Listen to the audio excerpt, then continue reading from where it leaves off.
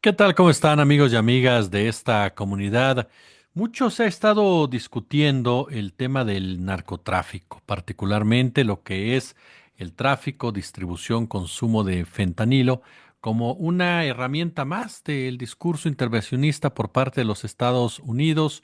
Otras voces señalan que en realidad estamos ante un problema creado por la industria farmacéutica norteamericana que refleja precisamente los componentes oligárquicos que rodean todo el mercado de las drogas. Pero cae de fondo en el uso del mercado de las drogas desde el ámbito político, desde el ámbito económico. ¿Es solamente un tema de militares? ¿Es solamente un tema de armas?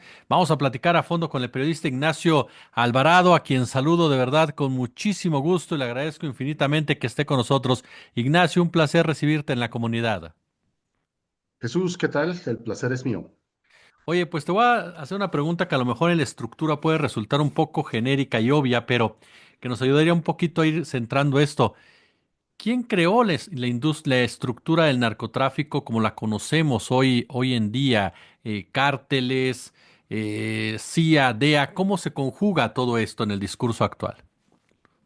Bueno, esto nace desde o más bien la narrativa se construye desde los Estados Unidos hace más de 50 años, pero ubicándonos en el contexto actual, y por actual me refiero de la firma del Tratado de Libre Comercio hacia acá, se van suscitando una serie de cambios, no solamente políticos o geopolíticos, sino también una serie de intervenciones un poco más eh, decididas, definitivas, que habrán de modificar no solamente la referencia a este mundo del narcotráfico en México, sino puntualizando o afinando una narrativa que hasta la fecha predomina, que es la existencia de cárteles de la droga que disputan eh, el poder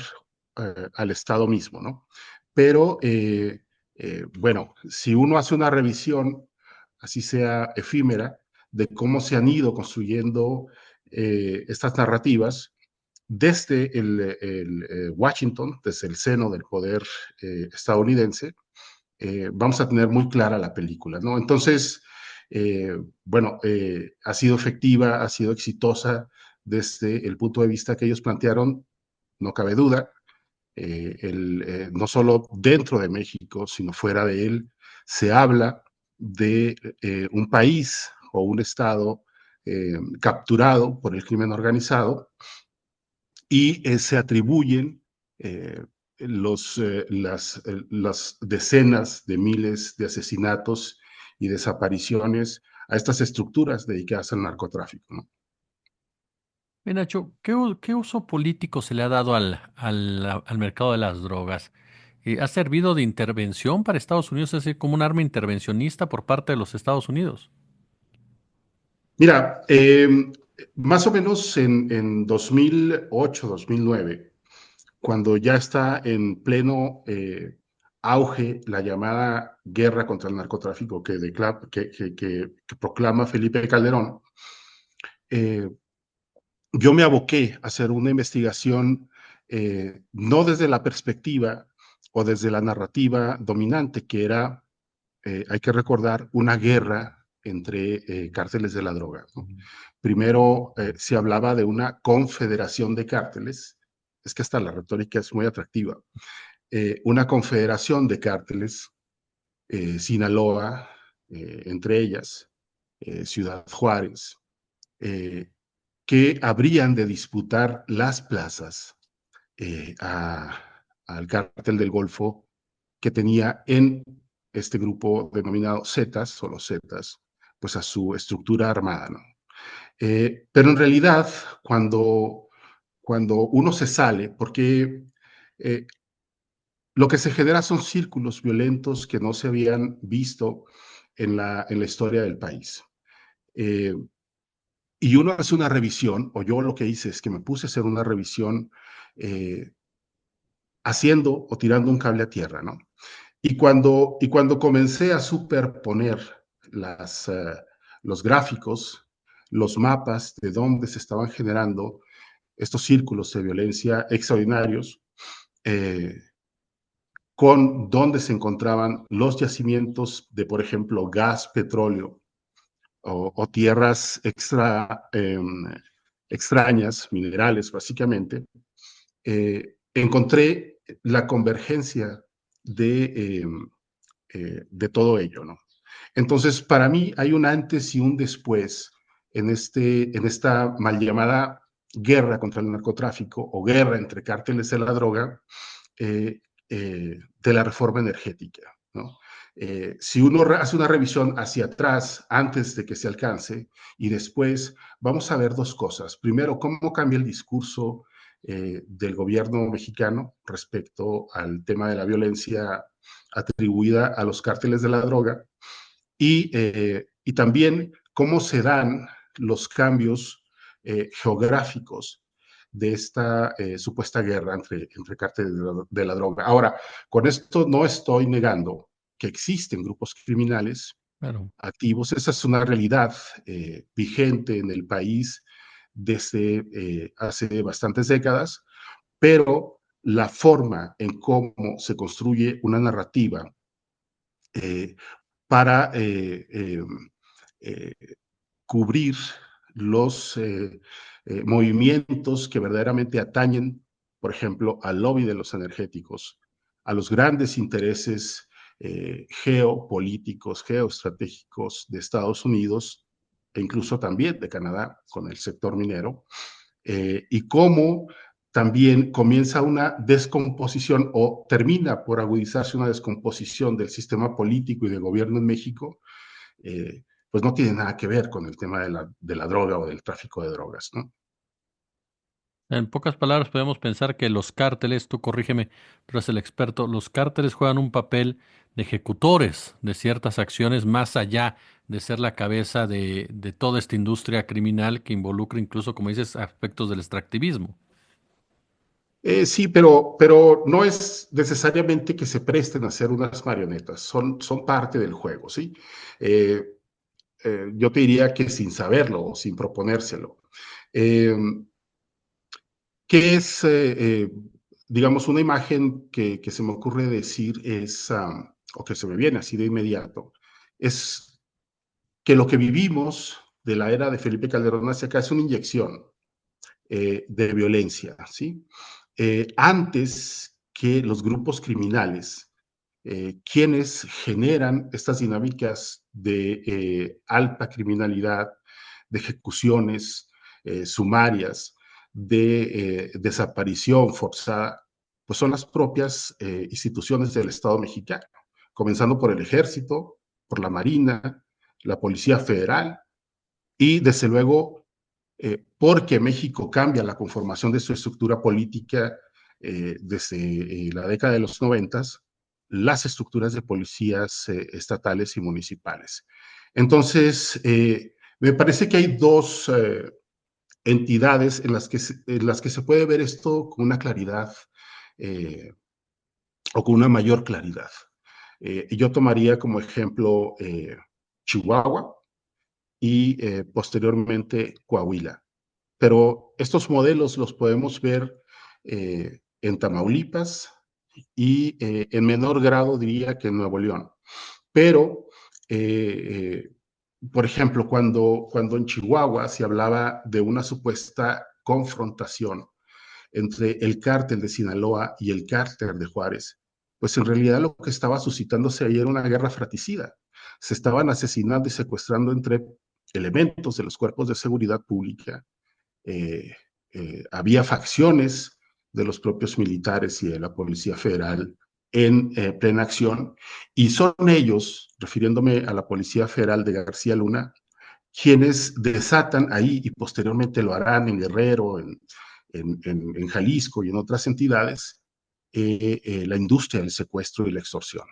Entonces, es muy fácil atribuir o muy simple atribuirle toda esta generación violenta a las organizaciones criminales. Yo no estoy diciendo, ni por asomo, que no tienen una intervención, pero lo que estoy queriendo decir es cómo un fenómeno criminal se sacude para generar circuitos de violencia en lugares muy específicos.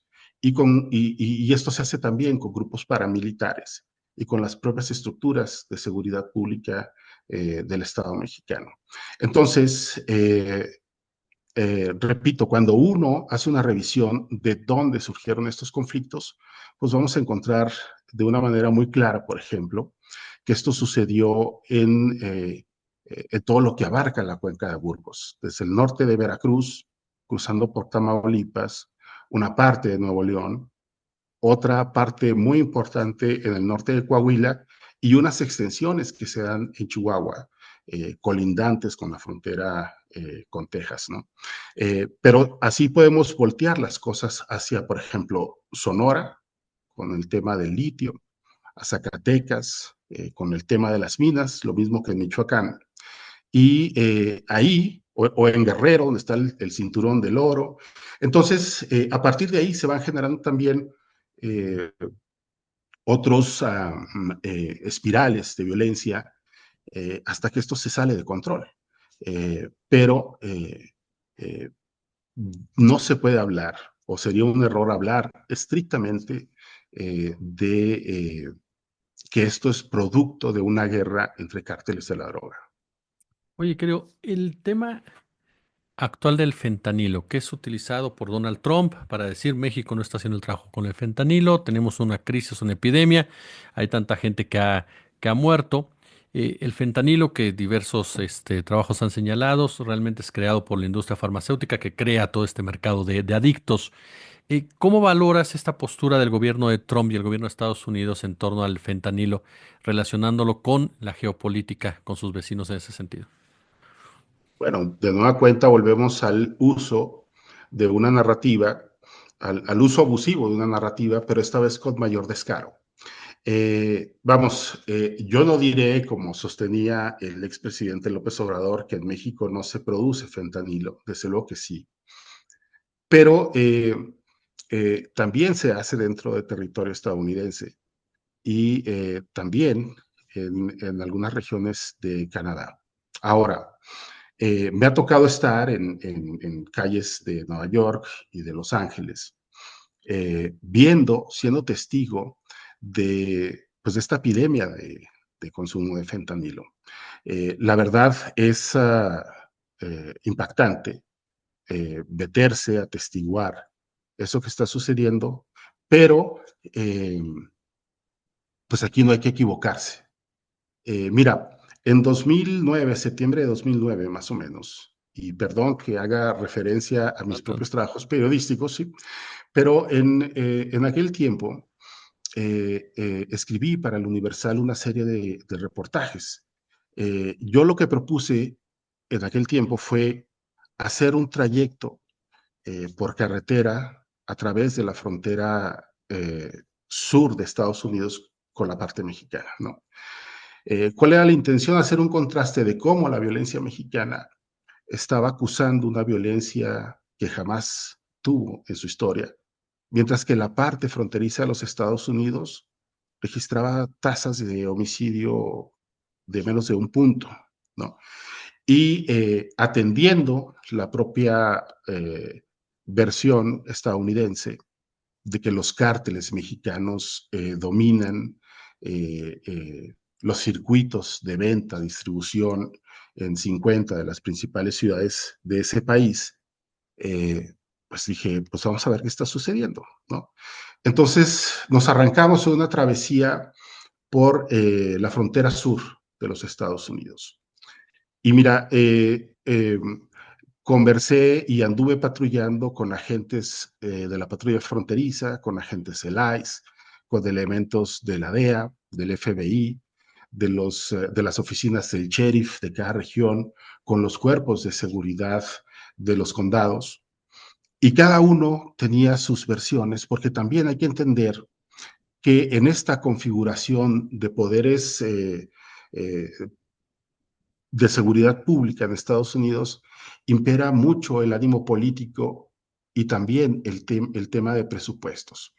Entonces, al final, todos me dibujaban un panorama con rutas, con casas de seguridad, con bodegas, y me llevaban ahí a que yo las viera, ¿sí? Y la pregunta era muy simple, pues si lo tienen tan mapeado, ¿por qué no operan? Y ahí es donde comenzaba a hacer crisis toda esa narrativa, porque al final muchos de estos agentes son veteranos de guerra que, digamos, tienen un discurso también muy asimilado, y, pero en realidad, en los hechos, hay muy poca correspondencia entre esta teoría que se maneja o entre esta narrativa y lo que verdaderamente se logra. Son ellos, hay que recordar, eh, eh, la DEA, el FBI, eh, el ICE, quienes han dicho que por la frontera común entre México y Estados Unidos cruza más del 70% de la droga que se consume en aquel país. Ujú. Pero mira, hay informes que dudan de esa aseveración, porque gran parte de los puertos marítimos pues no tienen un control eficiente sobre las mercancías que se introducen por allí, y, y bueno, también hay muchas operaciones en alta mar. Entonces, eh,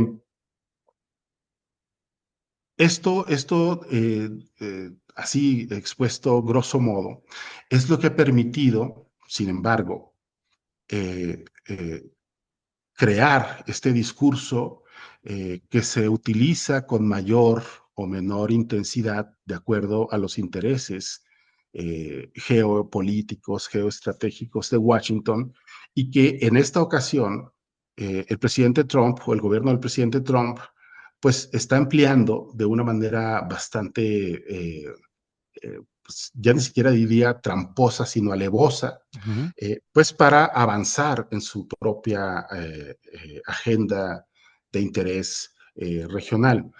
Eh, ¿Hay fentanilo en las calles? Sí, desde luego, pero difícilmente México es el gran eh, o el único que suministra o que suministra en mayor proporción esta droga sintética. Sí, te quiero hacer una pregunta que mucha de nuestra audiencia por lo regular nos hace cuando abordamos este tipo de temas y que en parte nos la has respondido indirectamente, pero el papel de la DEA, el papel de la CIA, por ejemplo, en la construcción de esta narrativa, que tiene mucho que ver con que entonces, por lo que tú nos comentas, y si entiendo bien, hemos estado durante décadas de una u otra manera replicando lo que el Estado norteamericano ha querido que repliquemos respecto a todo lo que es el negocio de la droga. Y la pregunta es esa también, ¿cuál es el papel en sí de la CIA en todo este negocio? Mira, de la CIA en el caso mexicano no tengo mayor información, pero si volvemos los ojos a lo que sucedió en la década de los ochentas en Colombia, en Centroamérica y consecuentemente en México, con los entonces carteles de Medellín, de Cali, pues vamos a ver cómo se cruzan estas líneas de acción, ¿no? Hay un libro fantástico que en su momento fue denostado, que se llama Dark Alliance. Ahorita olvido el nombre del periodista que lo escribe. Gary Webb, ¿no? Exactamente. Entonces, hay una denostación, hay una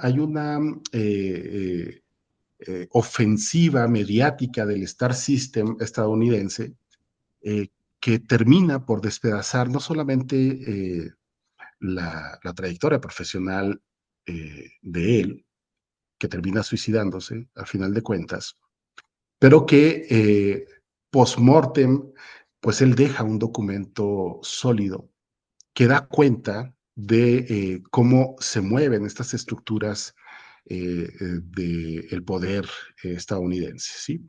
Ahora, eh, repito, cada una de estas instancias públicas o estas instituciones eh, dependen de un presupuesto, tienen sus propios intereses políticos y distan mucho de ser lo que vemos en las películas o en las series de televisión, Claro. ¿sí?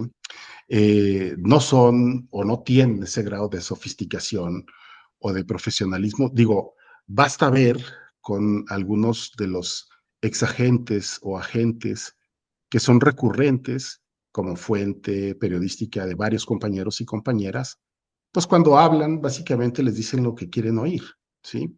Y no hay más base que lo que ellos afirman. Entonces, hay que ver el tema del narcotráfico o de la violencia a que se le atribuye en exclusiva a los llamados cárteles de la droga, eh, en una perspectiva, en una dimensión mucho más amplia, ¿sí? Que tiene que ver con la industria del extractivismo, que tiene que ver con los propios intereses de Washington y también de gran parte del sector de lo que se conoce como el lobby de los energéticos. Mira, solamente así como un dato referencial, pero a partir de la década pasada o antepasada, porque ya estamos en los veintitantos, eh, hubo un puñado de fundaciones como Open Society, como Ford, como Kellogg's. Vamos, hay todo un entramado de fundaciones que cruzan por el Departamento de Estado de los Estados Unidos y ellos terminan financiando investigaciones periodísticas o a medios independientes eh, que con condicionantes casi exclusivas para que documenten corrupción, actos de corrupción de los gobiernos, en este caso el gobierno mexicano, eh, en temas muy específicos que son narcotráfico, migración y fuerzas del orden público, ¿no? Y, eh, y bueno, pues de mil maravillas, así se ha sostenido o financiado buena parte del periodismo independiente. Y, y, y a final de cuentas, eh, pues se termina siendo, digamos, una suerte de trabajo de inteligencia bastante barato, que después aprovechan estas entidades, tanto públicas como privadas, que conforman este gran lobby, ¿no? Y, eh, y esto ha servido también para apuntalar pues, movimientos y narrativas, ¿sí? Es a partir de este tipo de financiamientos que se comienza a documentar eh, bajo esa visión, bajo esa perspectiva, la idea de un Estado fallido, de un Estado capturado por estas estructuras del crimen organizado, ¿no? Ahora, hay fortalezas regionales, hay presencia, sí, desde luego, pero porque también hubo, desde los noventas, una descomposición de los cuadros de la institucionalidad mexicana y de la propia estructura política del país. Entonces, el hecho de que en las más recientes campañas políticas veamos asesinatos a destajo de candidatos, candidatas o de quienes pretenden acceder a un cargo de elección popular, no es gratuito. Está muy coaligado con esta descomposición, con esta forma de hacer negocio que finalmente termina penetrando a las estructuras del gobierno mexicano, tanto por regiones como por entidades federales, ¿no? Y eso lo estamos viendo desde hace unos 3 años en el sureste, ¿no? Con la llegada del Tren Maya, con la creación del Transísmico y con lo que se avecina eh, eh, como proyecto nacional de lo que será pues Chiapas, la península de Yucatán, Campeche, Tabasco, todas aquellas regiones del país que de pronto, por, eh, por arte de magia, tienen presencia de cárteles de la droga y una disputa por la plaza, cuando se supone que eso está a cargo del ejército mexicano y de la Marina. Claro. Mi querido y admirado Ignacio Alvarado, yo quiero agradecerte muchísimo estos minutos con esta conversación y que nos permitas aprender de ti. De verdad, gracias por estar con nosotros. Hombre, ¿cuál aprender? Simplemente, simplemente expongo pues otra visión que no necesariamente es una verdad absoluta, ¿no? Esto se tiene que ver desde muchos ángulos y cada quien que saque sus conclusiones.